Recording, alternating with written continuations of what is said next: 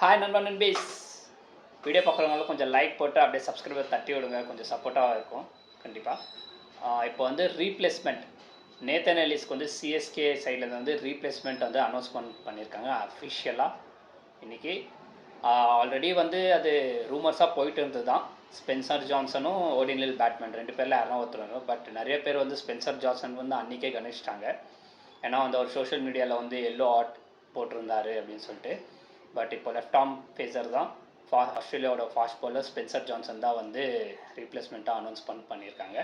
But இப்போ வந்து என்னென்னா, இப்போது இன்ஜூரியான நேத்தன் எலிஸ்க்கு வந்து இன்ஜுரியான ஸ்பென்சர் ஜான்சனே அவங்க வந்து ரீப்ளேஸ்மெண்ட்டு பண்ணியிருக்காங்க. என்னங்க எனக்கு ஒன்றுமே புரியல. அதுதானப்பா எனக்கும் புரியல. என்னன்னே புரியல எனக்கு. இது என்ன இதில் அவங்க வந்து இந்த இன்ஜுரி பிளேயர் வந்து ரீப்ளேஸ்மெண்ட்டாக எடுத்தாங்கன்னு தெரியல. அவர் வந்து ஏப்ரல் 21 ஆர் 23 தான் வந்து வருவாராம். ஏன்னா இப்போ வந்து ரிக்குவயர்மெண்ட் இருக்கிறது வந்து ஆல்ரெடி வந்து டெத் பவுலிங் ரொம்ப கொஞ்சம் வீக்னஸாக இருக்குதுன்னு சொல்கிறாங்க.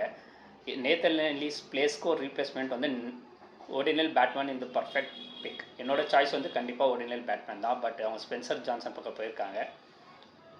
ஐபிஎல்லில் வந்து 9 மேட்சஸ்க்கு அவர் எடுத்துக்கிறது 5 விக்கெட்ஸ் தான்.